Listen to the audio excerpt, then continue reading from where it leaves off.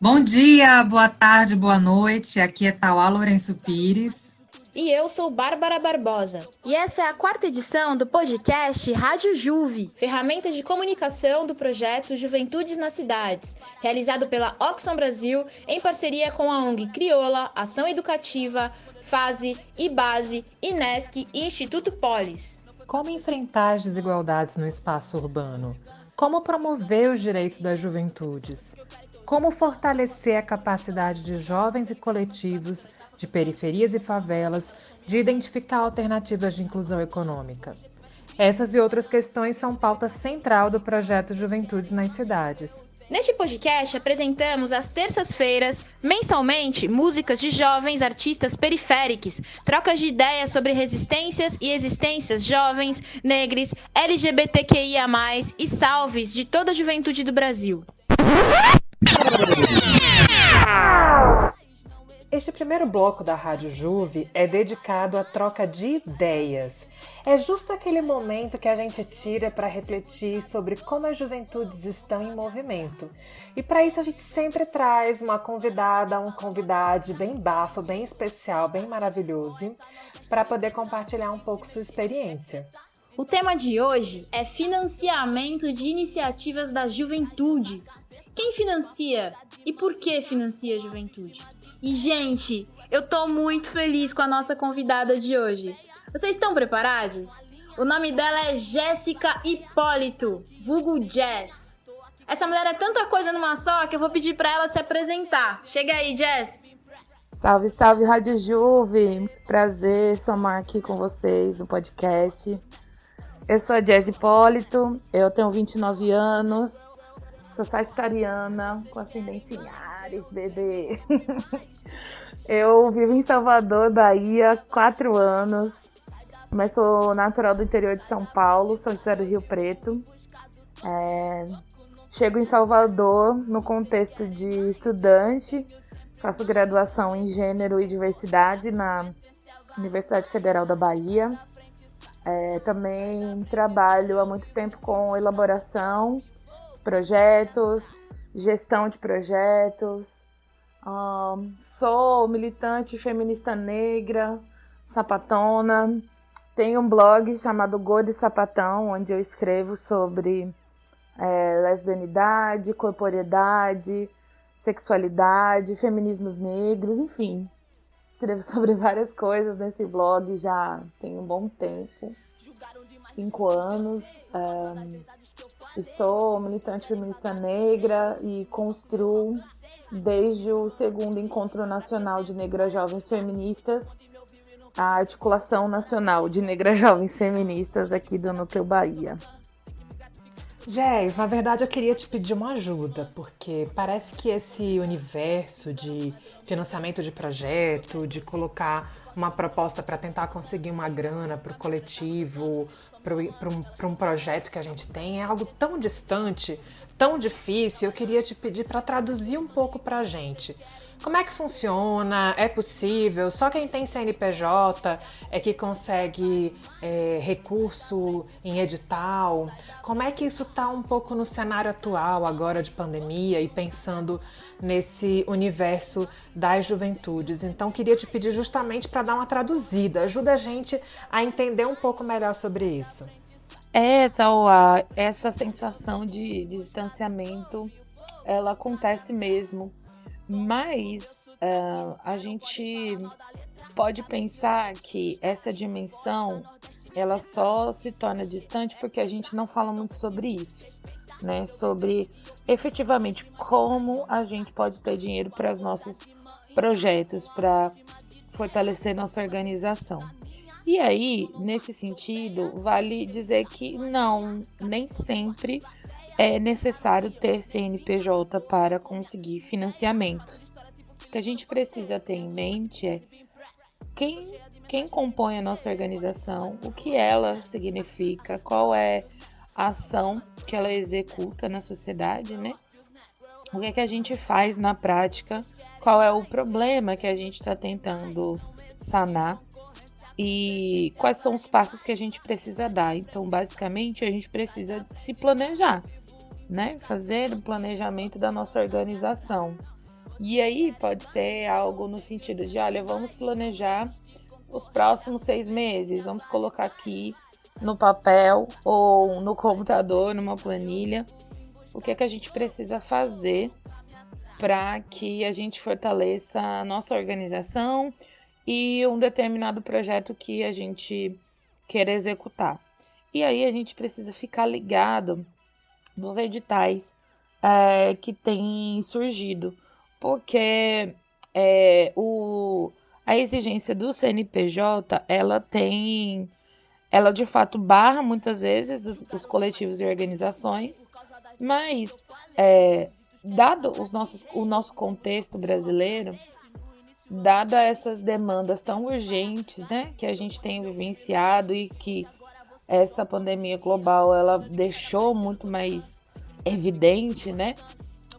Muitos financiadores têm feito uma flexibilização nesse sentido. E aí a gente precisa realmente ficar ligados para aproveitar quando esses editais são lançados. Por exemplo, Fundo Brasil de Direitos Humanos não exige CNPJ, Fundo Elas não exige CNPJ, a Fase não exige CNPJ. Então, assim, tem alguns fundos nacionais que eles não vão exigir essa pessoa jurídica, mas, por exemplo, quando você quando você é aprovado em algum edital, o que às vezes pode acontecer você vai precisar, para receber o dinheiro, você vai precisar, por exemplo, ter uma conta conjunta, né, com 1, 2 ou 3 pessoas, mas pelo menos mais uma pessoa. Isso vai configurar uma conta coletiva, né? Então isso vai dizer para esse fundo que não vai ser uma pessoa física recebendo um montante de dinheiro, entendeu? Ou às vezes você vai precisar do apoio de uma organização com CNPJ para que ela possa intermediar esse diálogo burocrático entre o fundo que está disponibilizando o dinheiro e o seu coletivo. E aí eu acho interessante que a gente se atente para esses movimentos de estar próximo de organizações que têm pessoa jurídica, que já fazem esse trabalho há mais tempo, porque é uma maneira da gente conseguir acessar recursos que dificilmente a gente vai acessar por não ter CNPJ. E é interessante a gente conversar sobre o que significa ter CNPJ na prática, né? O que isso vai impactar a nossa organização. E ter ou não ter CNPJ é uma decisão política, é uma decisão pragmática e precisa ser discutida internamente até que a gente tenha, de fato, um planejamento traçado de como fazer se a gente decide, enquanto uma organização jovem, um coletivo, decide não ter CNPJ, e aí um plano, o que faremos então, quais são os caminhos possíveis, e o que faremos se decidirmos que teremos então CNPJ, quais são os caminhos possíveis. Então, é necessário que a gente é necessário que a gente pense sobre isso, que a gente acione outras pessoas com experiências na área de gestão de projetos, né, de gestão de organizações da sociedade civil, para que a gente possa beber de outras fontes para poder estruturar nossa organização. E aí, quando a gente ainda não sabe muito bem o que fazer, a gente precisa ficar ligado em editais. Então, é legal a gente ficar atenta para esses lugares. E internacionalmente falando, por exemplo, tem um fundo que ele chama FRIDA, The Young Feminist Fund, que é um fundo de jovens feministas, para jovens feministas, né, jovens lideranças. Esse é um fundo que elas vão apoiar organizações, coletivos, e aí desde arte, cultura, até, enfim, comunicação, pesquisa, elas vão apoiar organizações e coletivos que justamente não possuem personalidade jurídica. O foco delas é isso. A gente não quer apoiar organizações que já estão consolidadas juridicamente. E aí, inclusive, é pensar, por exemplo, num edital desse tipo, seja do Fundo Frida ou seja, por exemplo, do Fundo Brasil, que se a gente discutiu internamente e decidiu queremos ter o CNPJ para acessar outros caminhos de financiamento. Então, esse pode ser um projeto para você submeter a um desses fundos que não exigem o CNPJ. Porque daí você vai estruturar, né? Você vai fazer um projeto de fortalecimento institucional, onde você vai pensar todos os caminhos que precisa ser dados, vai pensar em todos os caminhos que precisam ser dados para constituir a sua organização juridicamente. Entendeu? Esse pode ser um projeto também. Mas tem várias organizações que estão trabalhando nesse sentido de reconhecer a atuação dessas organizações jovens, entender o contexto que elas partem no sentido de compreender esse processo de burocracia, né? Então, acho que é muito a gente ficar ligado sempre nesses programas, nesses projetos que a gente pode ter contato, né? Onde eles não vão exigir o CNPJ e aí, a partir disso, conseguir submeter nossos projetos. Pois é, Jess. Você tá ligada que as juventudes, e aí principalmente jovens que estão em movimento, que estão no corre, que fazem parte de coletivos, carregam a memória de agendas de luta que começaram a ser pautadas por quem veio antes da gente. E aí eu tô falando de lutas por território, direitos sexuais e reprodutivos, desencarceramento, acesso à universidade, pelo fim do genocídio, que são lutas pela garantia do nosso bem viver. Aí eu queria saber qual é o seu olhar sobre os desafios para que essas agendas sejam financiadas. E para que sejam financiadas a partir das ações dessas juventudes. Porque me parece que ainda é preciso que governos, grandes organizações, essas agências, elas reconheçam que jovens de quebrada são responsáveis, são autônomos, estão no corre, realizando muitos projetos há um tempo já também. Nossa, Bárbara, sua pergunta é muito interessante, porque dialoga muito com algo que eu tenho pensado assim, ultimamente, no sentido de que as agendas, né, políticas que os diversos movimentos sociais têm encampado aí no cenário da sociedade brasileira, sempre tem juventude no meio. De como você falou, né, direitos sexuais e reprodutivos, enfim, genocídio do povo negro, a gente está em todos os âmbitos, né? Mas os coletivos de juventude, as organizações de juventude, né, ou organizações que majoritariamente têm na sua composição pessoas jovens, sofrem aí dificuldades, né, para serem reconhecidas a partir de suas atuações. Então a gente, enfim, acaba tendo que provar sempre, né, que a gente é boa no que faz, que a gente consegue dar conta do recado, que a gente consegue articular a nossa quebrada, que a gente consegue dialogar com o financiador, que a gente consegue escrever editais. Então a gente precisa demonstrar um dinamismo, assim, muito extenuante, sabe? Que a gente fica muito cansado, porque é você tendo que provar toda hora que você é capaz, né? Então, eu percebo aí o quanto a gente padece ainda, né? Desse sistema racista, né? Onde a gente vive, que mesmo que você esteja nos movimentos sociais, mesmo que você esteja construindo, fazendo o seu corre, massa aí, fortalecendo a sua quebrada, fortalecendo a sua comunidade, essa dinâmica de ter que provar que você é humano, que você é capaz, ela se repete.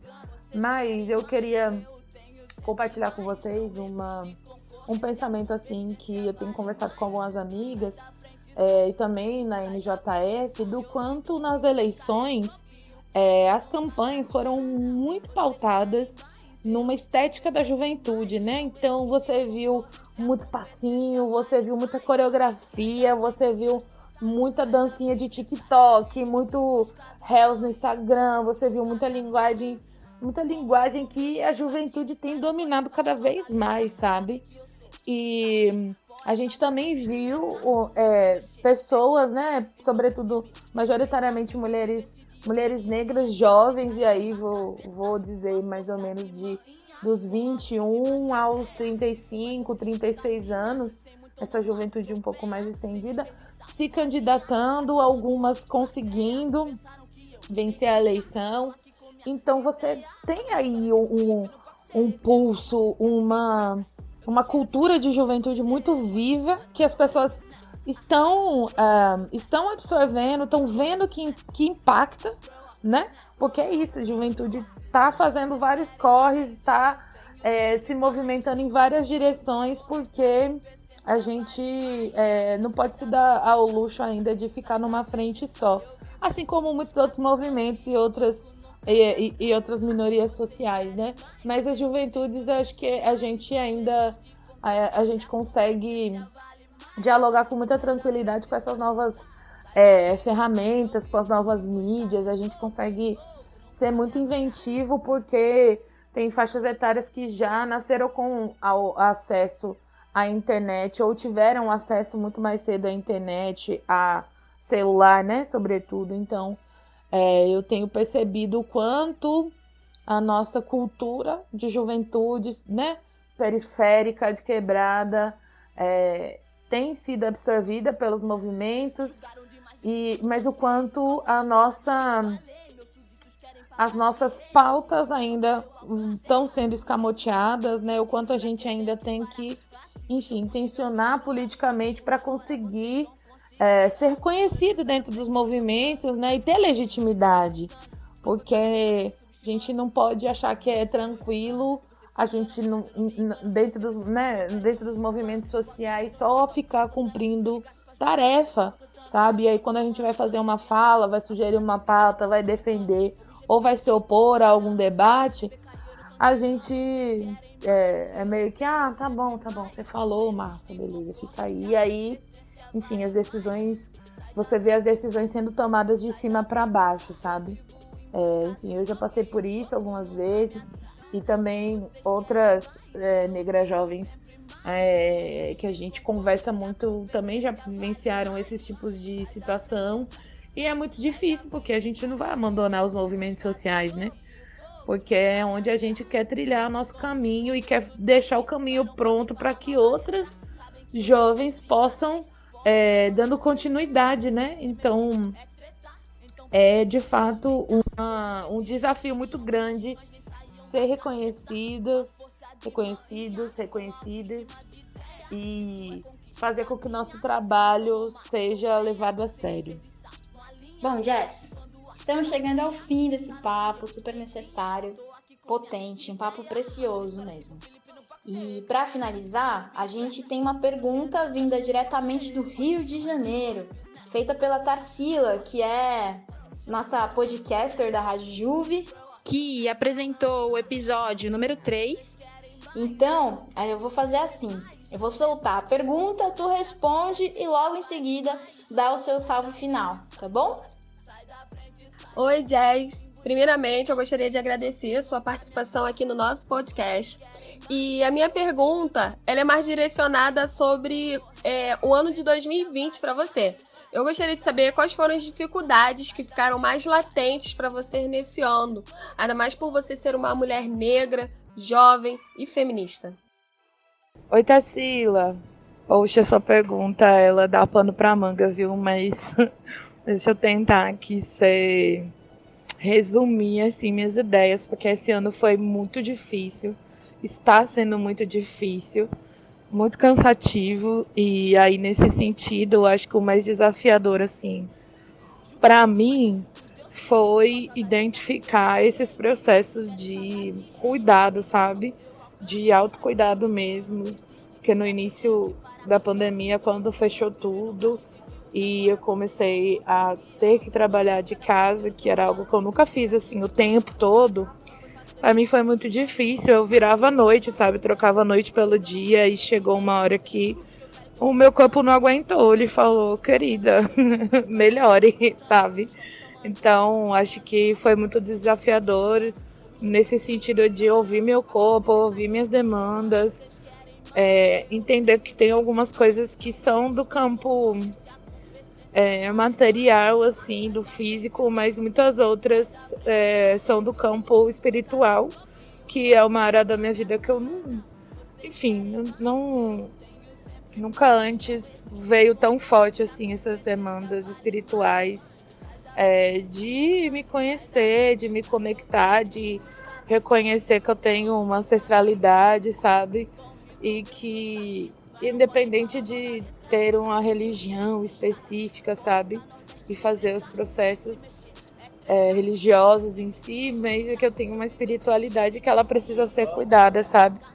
Então isso veio muito forte para mim. Além disso, a questão do trabalho, né? Entender o quanto de demanda surgiu nesse momento de pandemia, sobretudo por conta de redes sociais e tal, mas o quanto processos de precarização do trabalho, eles reverberaram assim, no meu corpo, na minha vida, no sentido de que eu tenho que reconhecer o meu trabalho, valorizar ele para que as pessoas também reconheçam, valorizem, se eduquem, né, para compreender que a gente é jovem e que dificilmente a gente vai ter uma aposentadoria garantida, sabe, que a gente, enfim, tem vivenciado precarizações muito profundas, assim, da ordem do trabalho, mas de maneira muito profunda, sabe? Então, acho que autocuidado e olhar para a questão do trabalho, que veio muito forte, assim, mais do que todos os anos, foram coisas desafiadoras, assim, que bateu para mim muito forte durante esse tempo todo. E ainda está rolando, né? Porque eu ainda não retomei trabalho na rua, nem nada. A preocupação com o dia de amanhã, sabe? A preocupação com minha família. E falando enquanto articulação de negras jovens feministas, nós todas muito cansadas, sabe? Dessas dinâmicas todas de dar conta da vida, de dar conta de faculdade, estudo, trabalho, casa ao mesmo tempo. Algumas de nós teve que retornar para o convívio da família, porque, enfim, né, na pandemia não conseguiu se manter sozinha, e isso também foi desgastante, né, vivenciar processos de violência também no núcleo familiar, assim, sabe? Então, acho que eu identifico que a questão do autocuidado para que a gente mantenha nossa mente, nosso corpo saudáveis foi algo desafiador, assim, para a vida cotidiana. Ai, gente, 4º episódio da Rádio Juve. Estamos aí construindo essa estrada tão bonita de aprofundamento de tema, de troca entre as cidades, de trocas diversas. Então, a gente gostaria muito de agradecer especialmente a você, Jéssica, por ter topado participar, conversar um pouco com a gente. E agradecer a todas e todos vocês que estão nos ouvindo, nos acompanhando. Não deixem de interagir conosco, de enviarem suas questões também, da gente ver outras formas de fazer troca nesse mundo online. Próximo ano a gente segue, vamos mentalizar 2021 como o ano da cura, porque parece que 2020 foi pesado para todo mundo, né? Então, um beijão, galera, vamos seguir junto. Salve Rádio Juve!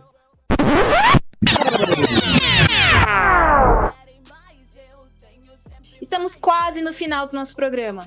Este último bloco chama-se Trampos e Salves, onde jovens e coletivas de todo o Brasil compartilham seus trabalhos para que você, ouvinte, possa curtir e fortalecer essa galera ponta de lança que tá no corre, enfrentando as desigualdades pelas quebradas de todos os cantos. Olá, eu sou Priscila Ferraz, faço parte do coletivo dos Poetas Marginais de Pernambuco, moro no bairro do Ibura e um dos meus corres é em coletividade na loja virtual Espaço Delas. Por hora a gente comercializa produtos 100% naturais, livre de agrotóxicos, com foco na cosmética natural. Nossa produção é totalmente independente e os produtos são todos feitos em casa. Aceitamos encomendas, fazemos entregas pela região metropolitana do Recife e temos produtos para retirada no bairro do Ibura.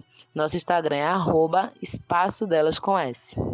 Olá, sou Nefertiti Negra, estudante de farmácia, pintora autoral e criadora da @Nefertiti Arte Ancestral no Instagram.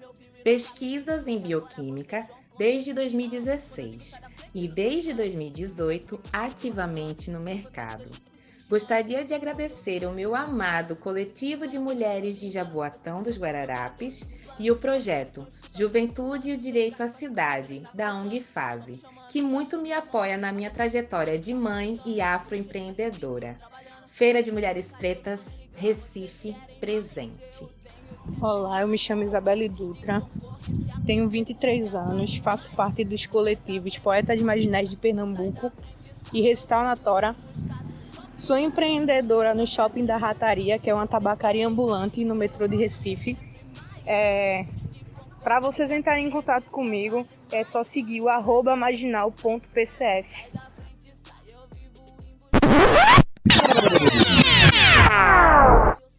E aí, curtiu? Cola com a gente nos próximos episódios, sempre às terças, mensalmente. Para mandar um salve ou para compartilhar um trampo ou corre do coletivo que você faz parte, envie uma mensagem via WhatsApp para número DDD 11 95849 4502.